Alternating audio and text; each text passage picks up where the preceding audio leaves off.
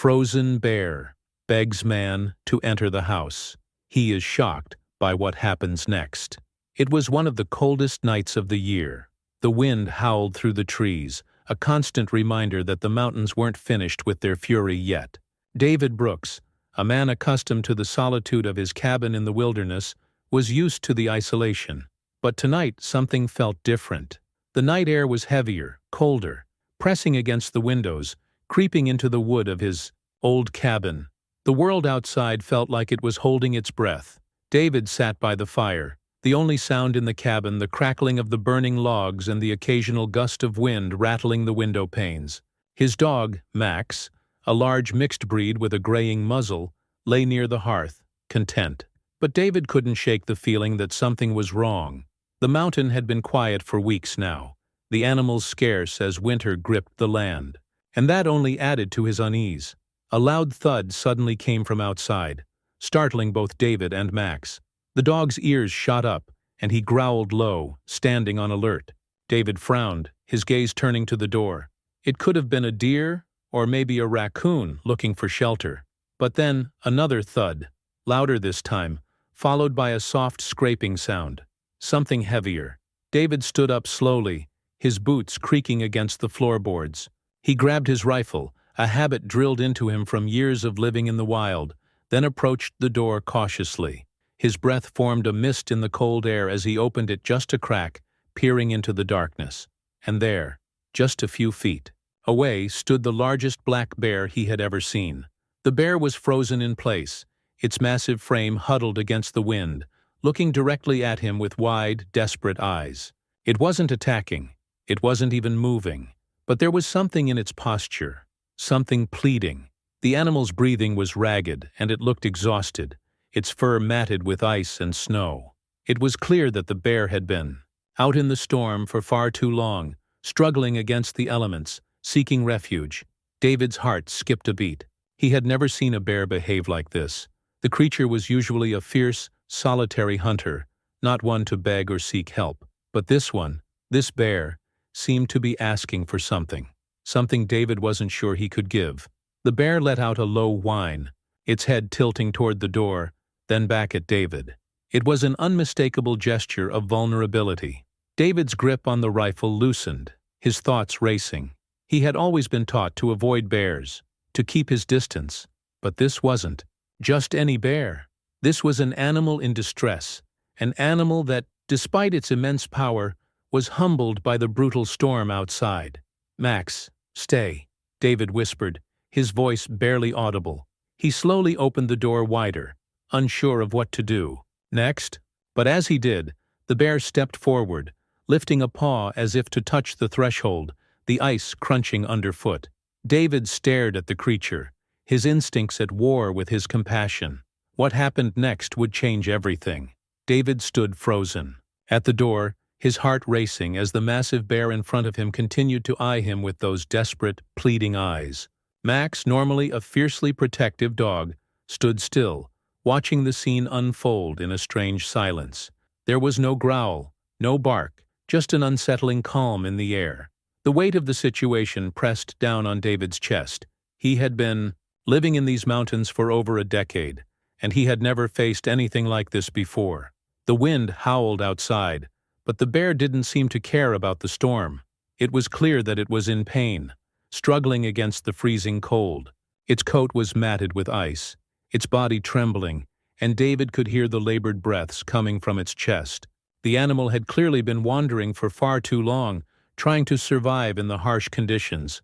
"Come on, Max," David muttered under his breath, turning to his dog.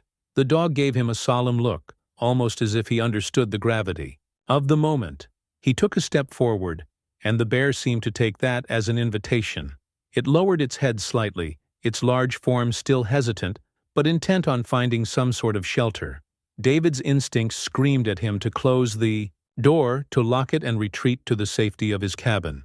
But a strange sense of empathy, of something deeper within him, urged him to do the opposite. Max stepped aside, allowing David to step out onto the porch. He knew he was taking a risk, but there was something in the bear's gaze that told him it was too far gone to be afraid of now. It wasn't an attack. It was a plea for help. David crouched slightly, trying to appear non-threatening, keeping his voice soft. "Hey there," he called gently, taking a careful step toward the bear. It didn't retreat. Instead, it made a soft noise, a grunt, almost like a sigh, and took another step forward, as if drawn by something in his presence. David's heart pounded as he moved closer, but he remained cautious. "You're freezing, aren't you?" he said quietly, not expecting an answer but speaking more to calm himself than the bear. The bear's large eyes never left him. Its body still trembled, its fur covered in snow and ice. David glanced back. At the door, conflicted. Should he bring the animal inside? Should he take the risk? There was no time to debate. The storm had already begun to pick up again, and he could feel the bitter wind pressing against his face. The cold was unbearable, and he could see the bear's teeth chattering as it struggled to stay on its feet. With a deep breath, David made a decision. "Come on then," he said, stepping aside and opening the door fully. "Get in. Just stay away from the fire." The bear took a hesitant step forward. Its large paws left prints in the snow, but it was slow, cautious, unsure of what to expect. David watched carefully, his pulse quickening with each movement. The bear, though wary, moved toward the warmth of the cabin. Max, standing in the doorway, gave a soft whine, watching the bear's every move. The tension in the air was thick, but David trusted the dog. He had never been wrong about these things. Slowly the bear crossed the threshold and into the cabin, its large body filling the space. It paused for a moment, sniffing the air, as if taking in the unfamiliar warmth. Then, with another weary grunt, it collapsed near the fireplace. David slowly closed the door behind it, heart still racing. The bear was inside now, but what happened next was something he could never have prepared for. David stood at the door, his heart still pounding as he watched the bear settle near the fireplace. The crackling warmth from the flames seemed to pull the massive animal closer to the hearth. Its large body curled on the cold wooden floor. For a moment there was a surreal stillness in the cabin, the kind of silence that comes after a storm. Has passed. Max, still cautious but obedient, sat near the door, his watchful eyes never leaving the bear. David's mind raced. What had he just done? Inviting a wild animal, a creature known for its power and ferocity, into his home was a decision that defied every instinct he had learned over the years. But there was something in the bear's eyes, something so human in its desperation, that he couldn't bring himself to turn it away. He felt responsible now, for this creature as much as for his own survival. The bear lay still, breathing heavily as the warmth began to seep into its body. David stepped back from the door and approached slowly, not wanting to startle it. He kept his distance, careful not to make any sudden moves. The bear seemed content for now, its eyes half-lidded as it absorbed the heat from the fire. David let out a long breath, sinking into a nearby chair. He had always been alone in this cabin. His dog, the only companion he had known for years. This was a life he had chosen, a life of peace and isolation. But now, in the company of this wild animal, that peace felt fragile, tenuous. Max, sensing the shift in the atmosphere, padded over to David, resting his head on his knee. David absent-mindedly ran his hand through the dog's fur, trying to calm his own nerves. Hours passed in silence, and David began to wonder if he had made the right choice. The storm outside had intensified, and the wind howled against the walls.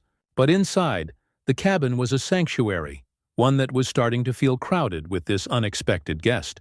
The bear, still trembling from the cold, hadn't moved much since entering. It seemed to sleep now, breathing slowly, its massive form filling the space near the hearth. But then, something shifted. A low growl rumbled from the bear's throat, a sound so deep it sent a chill through David's spine. It wasn't a threat. It wasn't a warning. It was a sound of discomfort, of something unsettling stirring inside the animal. David's heart raced, and he stood up, taking a cautious step forward. The bear's eyes opened slowly, glowing in the firelight. For a moment, they locked onto David's, and the man could have sworn he saw something more than just instinct in them. There was fear, and something else, almost like gratitude. It was fleeting, but it was there. David slowly approached the bear, now standing over it. He reached out a hand, trembling slightly, unsure of what would happen. He had no experience with bears, no idea how to approach one in such a vulnerable state. But something told him this bear wasn't just wild. It was caught between worlds, between the safety of the cabin and the dangers of the outside. Before he could make contact, the bear shifted again, its body trembling as if fighting against an unseen force. The growl deepened, but this time, it was mixed with a whine, a plea for help. David froze, his breath caught in his throat. The bear's large paw twitched, and in that instant, David realized what was happening. The bear wasn't just cold, it was ill, and it was suffering in ways that had nothing to do with the storm outside. David stood motionless, his hand hovering over the bear as he processed the sudden shift in the creature's behavior. The deep, rumbling growl that had started as a warning now seemed to fade into a whimper, almost like a plea for help. His heart pounded in his chest as the reality of the situation sank in. This wasn't just an animal seeking shelter from the storm. This was something far more complicated. The bear's large, dark eyes locked onto David with an intensity that made his breath catch. But beneath that fierce gaze, there was something else. Pain. The kind of pain that couldn't be hidden behind a growl or a swipe of a paw. David's mind raced, his thoughts scrambling to understand what was happening. Bears didn't beg for help. They didn't whimper. The bear shifted, its body twitching again, and David finally moved, his instincts taking over. He crouched down slowly, careful not to startle it, and spoke in a low, steady voice. "It's okay, big guy. I won't hurt you." Max, sensing David's unease, remained still beside him, his eyes focused on the bear. The silence in the room was thick, the air heavy with tension. David's thoughts were a jumble of uncertainty. He wasn't a vet. He didn't know how to care for a creature this large and wild. But one thing was clear. This bear needed help. And if there was any chance he could offer it, he would. David reached into his cabin's first aid kit, his hands shaking as he pulled out a flashlight, gauze, and some antiseptic. He had no idea what he was dealing with, but it was the only thing he could think of. He moved cautiously, his eyes never leaving the bear's, as if trying to communicate his intentions without words. The bear seemed to calm slightly, though. It still emitted a low whine, its body trembling in the glow of the fire. As he examined the bear's body, he noticed it was not just exhausted from the cold, it was injured. A large gash along its side, now partially covered with ice and snow, was oozing a thick, dark blood. The injury appeared old, perhaps even days old, and it had likely been left untreated out in the wilderness. The bear had been struggling not only against the elements, but also against its own body's inability to heal. David's stomach twisted in knots as he realized how close to death the bear truly was. He wasn't sure how long it had been suffering, but it was clear that the bear's survival wasn't just a matter of finding warmth. It needed medical attention, something David couldn't provide on his own. The bear let out another low whimper, this time almost pleading as it shifted its weight to its uninjured side. David's hands trembled as he placed a gentle touch on its back, offering what little comfort he could. The creature didn't flinch. It didn't lash out. Instead, it lay still, as if trusting him. Max gave a low whine, as if sensing the gravity of the situation. David took a deep breath, trying to steady himself. "I'm not going to leave you like this," he muttered, more to himself than to the bear. "But I can't do this alone." There was a decision to be made. He could try to tend to the bear's wound the best he could and hope for the best, or he could make the dangerous journey into town for help. But the storm outside was fierce. The roads were impassable, and time was running out for the bear. David's gaze shifted to the window, the snow swirling in the wind outside. He knew there wasn't much time. He wasn't sure how long this bear had left, but if he didn't act quickly, it might be too late. David stood by the fire, his mind racing as the bear lay before him, its body still trembling in the warmth of the cabin. The storm outside raged on, the wind howling against the walls like a warning. He had never faced anything like this. The bear was so large, so powerful, but now it was helpless, vulnerable, and in desperate need of aid. The room felt smaller now, suffocating even. David's eyes flicked between the bear's wound and the darkening sky outside. The storm was only getting worse, the snow piling up faster, making any attempt to get help from town near impossible. Even if he left now, he doubted he'd make it back in time to save the bear. But he couldn't just stand there. He had to act. He looked at the first aid kit again, unsure if it would be enough. He couldn't stop the bleeding with just bandages and antiseptic, but it was the best he had. He knew the bear needed more, far more, than what he could offer. But if he didn't try, the animal would surely die. With a deep breath, David gathered his courage and turned back to the bear.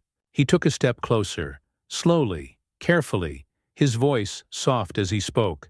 "I'm not going to let you die like this," he whispered, unsure if the bear understood, but speaking anyway. It felt like the only thing he could do to offer reassurance. Max, ever the loyal companion, moved to David's side and looked at the bear with quiet concern, his eyes soft. David gave the dog a reassuring pat, then turned his attention back to the animal on the floor. He gently began cleaning the wound with the antiseptic, the bear letting out a deep, rumbling sigh as the sting seemed to worsen the pain. But it didn't fight him. The bear's large, weary eyes remained locked onto his as David worked, almost as if the animal was accepting the help, despite the discomfort. Hours passed in this uneasy silence. David worked as quickly as he could, wrapping the wound as best as he could with the gauze, though he knew it wasn't a permanent solution. The bear's breathing had steadied somewhat, but it still wasn't fully recovered. It would need time, rest, and more care than he could provide alone. And David knew, deep down, that his decision would soon have consequences. If the bear didn't recover, he would have done everything in vain. He leaned against the wall, exhausted, running his hands through his hair, and the weight of the situation settled on him. There was a small part of him, the part that had been hardened by years of living in the wilderness, that said to let the bear go. It was nature's way, after all. Animals had to fend for themselves. But another part of him, the one that had opened the door and invited this animal into his home, couldn't turn his back now. He couldn't walk away from the responsibility. With a heavy heart, David made his decision. He wouldn't be able to save the bear alone, but he could give it a chance. The storm wouldn't stop any time soon, but David knew what he had to do. The next morning, when the storm had quieted just enough, he would set out to find help. It might be a dangerous journey, but it was the only chance the bear had. David looked at the bear one last time, its large body still and calm in the glow of the fire. "Hold on," he whispered. "I'll find someone to help you. You're not alone anymore." And in that moment, David knew the bond between them had formed in ways he had never expected. What had begun as an act of kindness had become something far deeper, something that tied him to this animal in a way